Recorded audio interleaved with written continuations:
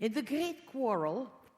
over the two natures of the incarnate Christ, both perfect God and perfect man, which shook all of Christendom, particularly in the East, in the 5th to the 7th century, Armenia had been influenced by both the official Persian doctrine, which categorically separated Christ's two natures, and the Byzantine imperial position, which had rejected this separation at the councils of Ephesus and Chalcedon in 431 and 451. Contemporary ecclesiastical documents show that the Persian doctrine was condemned by the Armenians at the Second Council of Revue in 555. And after a long growing hostility, the Chalcedonian doctrine was also formally anathematized de jure in 607 as being still too close to the Persian divisive position. The authority and prestige of the Armenian Catholicate, undercut by the loss of its western episcopal sees, transferred to the Byzantine side by the shift of the frontier with Persia in 591, and the 20-year internal schism at the end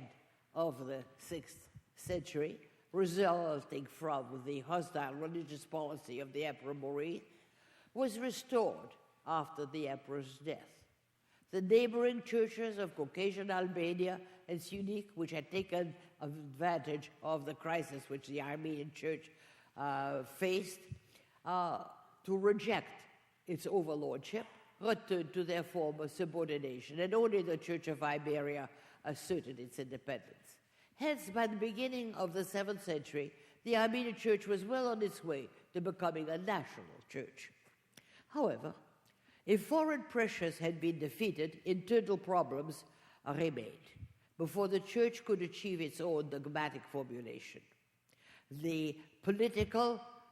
pro-Chalcedonian doctrine of the Imperial Church of Constantinople was not extirpated by the Armenian anathemata at the beginning of the century. They survived in the country throughout the 7th century, sustained by repeated Byzantine attempts to reimpose a union. And it still evidently retained adherents for at least as late as 700, the date which is given by its editor, Professor Garit, to the Greek translation of an Armenian pro-Chalcedonian treatise known under the name of the Narratio de Rebus Armeniae. Without entering here into the disputed question of its doctrine, the Armenian heresy of the Paulicians, which appeared in the eastern provinces of the Byzantine Empire by the middle of the 7th century, evidently survived in its homeland long enough to be formally condemned in 719 in the treaties against the Paulicians of the Catholicos of Avedissian. Most serious of all proved to be the spread to Armenia of the extremist Monophysite doctrine of Bishop Julian of Halicarnassus, whose importance has been obscured hitherto by contemporary sources as a result of the damnatio memoriae of its leader, Hovhannes Bayragometsi, the fierce opponent of Chalcedon. Julian's fantasiast doctrine, as it's called, that the body of the Lord had remained incorruptible even during his passage on earth, and which consequently denied of necessity the reality of the incarnation, was probably introduced into Armenia by the Syrian monk Abdishor, who was consecrated as bishop of the Orthodox Syrians by the Catholicos II, and took part in the Council of David of 555 as part of the Armenian episcopate. A number of Julianist writings seem to have been translated into Armenian at the same time, and once introduced into the country, this extreme Monophysite doctrine apparently took root until it reached its apogee in the 7th century under Bayragometsi and his disciples. Contemporary sources depict Bayragometsi exclusively as a heretic and stress his final defeat, without measuring the extent of his influence. Everything, however, leads us to believe that should not be underestimated. Some of his writings, though unidentified, were preserved in the dogmatic compilation of the Seal of Faith, and the Julianist doctrine on the incorruptibility of the body of Christ, left its imprint on the Armenian liturgy of the Eucharist to this day. Later Armenian medieval sources praise Myragomesi, his learning and his orthodoxy. The Catholicos Comitas seemingly wished to designate him as his successor, and Myragomesi was a candidate for the Catholicate on 2 occasions. Even after his subsequent condemnation as a heretic, he returned from exile to Armenia, where he died in peace, and his disciples continued to preach his doctrine until the end of the next century, at least. The struggle appears to have been bitter, and only after the Julianists were condemned in 719 in the treaties against the fantasias of Governess Otsetsi,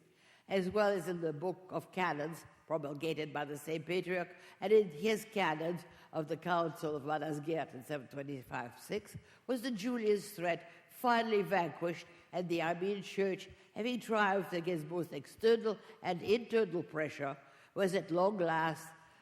free to formulate its own, less extreme Christology based on that of Cyril of Alexandria, accepted by the Ecumenical Council of Ephesus in 431. Finally, I noted earlier that the Armenian of the Golden Age did not present a uniform unit. Even the Armenian epic histories of the late 5th century distinguish clearly between the realm of Armenia, Ashar-Hayots, the land of Armenia, Yer-Hayots, and the land of Armenian tongue or speech, Yer-Haikazian-Lezi, which were not synonyms. It is only with the appearance in the 7th century of the geography of Ashhatsuits that an imaginary Armenia, uniting regions that had no simultaneous historic existence, but presented a single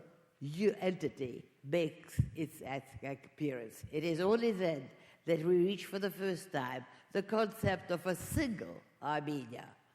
From then on, the Armenian identity achieved a reality out of time and space, which would ensure its survival as a nation without a state. Thus, it is during the politically lackluster period of the interregnum, its importance masked by inadequate assumptions based on the former criteria of geographical unity and centralized power, that Armenia achieved and consolidated its fundamental constants and its true identity. It is then that the Church arrived at the formulation of its own doctrine and assumed its dominant role. It is then that the social nexus of a centrifugal yet solidary society, having reconstituted itself, demonstrated that it could exist outside of a political framework. It is then that the future intellectual centers begin to appear. Above all, it is then that the Armenian nation became fully conscious of its own identity. A great deal still remains to be done, nor is it merely a question of a deeper study of a neglected period. Only through a radical alteration in perspective, through the abandonment of the traditional geographic and chronological approaches that have guided us up to now, to seek in the interregnum, together with the continuation of an already extant solid linguistic and literary tradition, the consolidation of the basis of a nation outside of a political structure, and the establishment of its constants free from purely geographical or political ties. It is then that we can hope to distinguish the true bases of this nation without a state, to understand the strengths and otherwise inexplicable persistence which have allowed it to survive and preserve its identity through successive centuries. In the increasingly distant diasporas of Cilicia, of Constantinople and New Julfa, of Crimea, the Balkans, Tiflis, and overseas, as well as in the face of the intensifying oppression of the fervently Muslim Abbasids from the middle of the 8th century, of the demographic transformation of the Armenian plateau through deportations and the implantation within it of Muslim Emirates from the beginning of the 9th century, and finally, in the face of the destructive policies of the Ottoman and Safavid empires and of the failed genocide of 1915. Thank you.